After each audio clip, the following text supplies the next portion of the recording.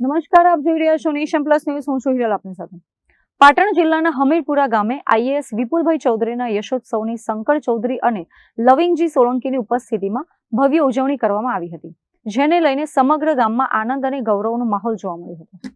પાટણ જિલ્લાના સાંતલપુર તાલુકાના હમીરપુરા ગામ ખાતે ગામના ગૌરવ વિપુલભાઈ કરમણભાઈ ચૌધરીએ યુપીએસસી 2025માં રેન્ક 115 મેળવી આઈએએસ બનતા તેમના સન્માન અર્થે ભવ્ય યશોત્સવ કાર્યક્રમનું આયોજન કરવામાં આવ્યું હતું. સમગ્ર ગામમાં આનંદ અને ગૌરવનો માહોલ જોવા મળ્યો હતો. આ કાર્યક્રમ ગુજરાત વિધાનસભાના અધ્યક્ષ તથા બનાસ ડેરીના ચેરમેન શંકરભાઈ ચૌધરીના અધ્યક્ષસ્થાને યોજાયો હતો, જ્યારે મુખ્ય મહેમાન તરીકે રાધનપુર વિધાનસભાના ધારાસભ્ય લવિંગજી સોલંકી હાજર રહ્યા હતા.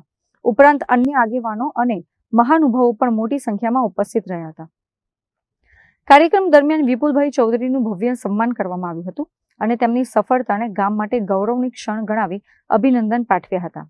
સાથે સાથે વૃક્ષારોપણ કાર્યક્રમનું પણ આયોજન કરવામાં આવ્યું હતું, જેમાં પર્યાવરણ પ્રત્યે જાગૃતિનો સંદેશ આપવામાં આવ્યો હતો. આ ઉપરાંત વ્યસન મુક્તિ અંગે સંવાદ યોજાયો હતો, જેમાં યુવાનોને સારા માર્ગે આગળ વધવા અને સમાજમાં સકારાત્મક બદલાવ લાવવા માટે પ્રેરણા આપવામાં આવી હતી. સમગ્ર કાર્યક્રમ હમીરપુરા ગ્રામજનોના સહકારથી સફળતાપૂર્વક યોજાયો હતો અને ગામમાં ઉત્સાહ તથા ગૌરવનો માહોલ સર્જાયો હતો. આ પ્રસંગે ગામની લાઇબ્રેરીની અંદર પુસ્તક વિતરણ કાર્યક્રમ પણ યોજાયો હતો. આ પ્રસંગે ગામની અંદર આવેલ ઐતિહાસિક અને પૌરાણિક કાશી વિશ્વનાથ મહાદેવ મંદિર ખાતે વિધાનસભાના અધ્યક્ષ શંકરભાઈ દર્શન કરી ધન્યતા અનુભવી હતી. પાટણ જિલ્લાના હમીરપુર ગામના સામાન્ય ખેડૂત પુત્ર ગામની પ્રાથમિક શાળામાં ખરાબ પરિસ્થિતિની અંદર પણ અભ્યાસ કરી અને આગળ વધેલા આજે આઈએએસ બનતા સમગ્ર ગામની અંદર ખુશીની લહેર જોવા મળી હતી. તે અંતર્ગત ભવ્ય કાર્યક્રમ યોજાયો હતો. આજે અમારા ગામમાં વિપુલભાઈ કરમણભાઈ ચૌધરી આઈએએસમાં ભારતભરમાં 115માં રેન્ક આવતા અને એમની આઈએએસ તરીકેની નિમણૂક થતાં ગામમાં ખૂબ જ માહોલ આનંદમય અને આનંદિત થઈ. ગામમાં આજે એમનો સન્માન કાર્યક્રમ અને માનનીય ગુજરાત વિધાનસભાના અધ્યક્ષ શ્રી શંકરભાઈ ચૌધરી સાહેબને હસ્તે રાખવામાં આવેલ છે.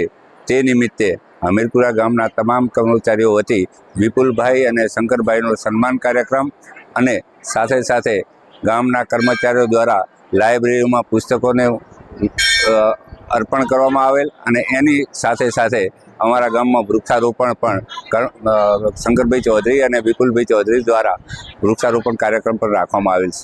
ભાઈ વિપુલે જે યુપીએસસી ક્લિયર કર્યું અને સારા રેન્ક સાથે આ સરહદી વિસ્તાર, આ રણ પ્રદેશ, સુવિધાનો સદૈવ અભાવ, નર્મદાના પાણી આવ્યા પછી જીવન બદલાયું, પરંતુ સરકારી સ્કૂલમાંથી રહીને સતત પુરુષાર્થ કરીને તેણે સફળતા મેળવી છે.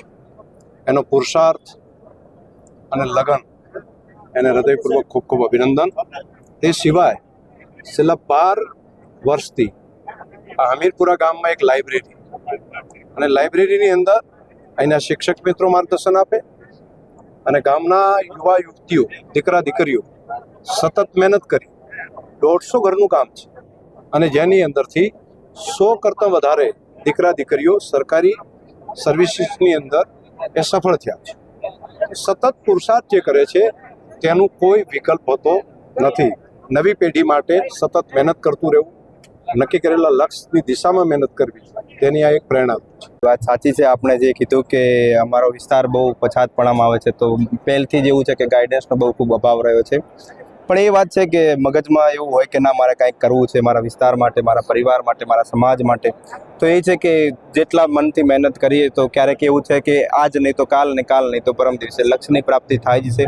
તો જે બી દર્શક મને જોઈ રહ્યા હોય એમને એક જ વસ્તુ છે કે મહેનત કરતે રહેના चाहिए. क्या पता भगवान कभी देख ले और बोल दे तथास्तु. તો ખૂબ મહેનત કરો. કેટલા વર્ષનું સંઘર્ષ ત્યાર કરશો સાહેબ? ખૂબ 2015થી મેં સ્વપ્ન જોયું હતું કે મારે આઈએએસ બનવું છે. 2020થી હું સતત અને સખત બંને તૈયારી કરી રહ્યો છું. તો એમ કહી શકાય કે આ 6 વર્ષની જે મહેનત હતી આજે ફળી છે. આઈપીએસ બન્યા તેમ છતાં હિંમત ના હારી અને આઈએએસ બન્યા. જી, મેન બહુ મુશ્કેલ કામ હતું કે જ્યારે આઈપીએસ બન્યા ત્યારે બહુ ખૂબ સંતોષ થઈ ગયો કે જે સિવિલ સર્વન્ટ્સ માટે મારે જવું હતું એ મને સફળતા પ્રાપ્ત થઈ ગઈ છે. પણ એ હતું કે કાંઈક મોટું કરવા માટે થોડું કુરબાની વધુ આપવી પડશે. તો 2024માં હું પાસ થઈ ગયો, આઈપીએસ મળ્યું. પણ એ છે કે મહેનત ચાલુ રાખી. પહેલથી લક્ષ્ય હતું કે મારે આ પ્રાપ્ત કરવું જ છે. તો થોડાક સમય ખરાબ નીકળ્યા કે મોટિવેશન નહોતું મળતું એટલું, પણ એ છે કે મહેનત ચાલુ જ રાખી. સફળતા પાછળ શ્રેય કોને? શ્રેય મેન તો એ જ છે કે પોતાની મહેનત તો બધા કરતા જ હોય છે, સફળ વ્યક્તિ અથવા નિષ્ફળ વ્યક્તિ બધા કરતા હોય છે, પણ જે પરિવારનો જે સપોર્ટ આપણે જોઈએ છીએ કે જે જ્યારે નિષ્ફળ થઈએ ત્યારે પરિવાર કેટલો આપણને સપોર્ટ આપે છે. કોઈ દિવસ મને કીધું જ નથી કે તું આ કર, બસ ખાવાનું ખાજે અને વાંચજે. આ બે જ વસ્તુ મારા પિતા મારા પરિવાર કહેતા હતા. તો એ છે કે હું મારા પરિવારને સૌથી મોટો શ્રેય આપું છું. એના ઉપરાંત ગુરુજીના આશીર્વાદ છે અને મિત્રનો સહકાર. આ 3 વસ્તુ સૌથી મહત્વની છે. યુવાનોને એ જ મેન વસ્તુ એ છે કે જ્યારે તમે પોતાની પાસે કાંઈ હોતું નથી ને તો પામવા માટે પૂરી દુનિયા હોય જ છે. તો પ્રયાસ કરતું રહેવાય, સૌથી મોટો લક્ષ્ય રાખો. એને કરવા માટે હંમેશા એક ડિસિપ્લિન રાખવું કે ટાઈમ ટેબલ બનાવીને કે મારે આ વસ્તુ કરવી છે. ને મારું તો એ જ છે કે મેં ખુદ જોઈ લીધું છે કે ખૂબ મહેનત કરીએ ને તો સફળતા મળે છે, તો ખૂબ મહેનત કરતા રહું. સોશિયલ મીડિયા પાસે ટાઈમ પકડીએ. જી સાચી વાત છે કે અત્યારે જે વ્યક્તિ સફળ થવા ઈચ્છતો એના માટે બહુ સારા ચાન્સ છે કે ઘણા બધા લોકો ડિસ્ટ્રેક્ટ થઈ ગયા છે, તો જેને સફળતા હોય એના માટે બહુ સારા ચાન્સ છે. તો જે વ્યક્તિ જોઈ રહ્યા હોય મને સોશિયલ મીડિયા થ્રુ, હું એમને એ જ મેસેજ આપીશ કે આ વસ્તુ ના કરો. સોશિયલ મીડિયાથી જેટલું દૂર રાખશો, તો માય પર્સનલ એક્સપિરિયન્સ વોઝ કે મેં 2 વર્ષ સતત સોશિયલ મીડિયા યુઝ જ નહોતો કર્યો. જો તમે ગમે એ વસ્તુમાં પાસ થવા માંગતો હોય, ખાલી 2 વર્ષ મહેનત કરવાની છે. 2 વર્ષ થોડા તો સોશિયલ મીડિયાથી દૂર રહો. જેટલા સોશિયલ મીડિયાથી દૂર એટલા સફળતાથી નજીક. જી મારું એ હતું કે જીવનમાં કોઈ પણ વસ્તુ કરે સૌથી મોટી કરવી. તો પહેલા ઉદ્દેશ્ય એવું હતું કે મામલતદાર બનવું છે, પણ એ મામલતદાર પાસે ખાલી તાલુકા માટેનો જ પાવર હોય છે, જ્યારે ડિસ્ટ્રિક્ટ કલેક્ટર હોય ને તો પૂરા ડિસ્ટ્રિક્ટનો હોય છે. તો મને એવું લાગ્યું કે જો આઈએએસ બનીશ તો મને મોટું પ્લેટફોર્મ મળશે. જો મોટું પ્લેટફોર્મ મળશે તો હું ઘણા બધા લોકોને મદદ કરી શકીશ. તો that was the main intention to join the civil service. Bureau report, nation plus news, Patan. સમાચારોના સતત અપડેટ મેળવવા માટે અમારી નેશન પ્લસ ન્યૂઝની યુટ્યુબ ચેનલને સબસ્ક્રાઇબ કરો, બેલ આઇકન દબાવો અને જોડાયેલા રહો ફેસબુક, ઇન્સ્ટાગ્રામ અને ટ્વિટર પર.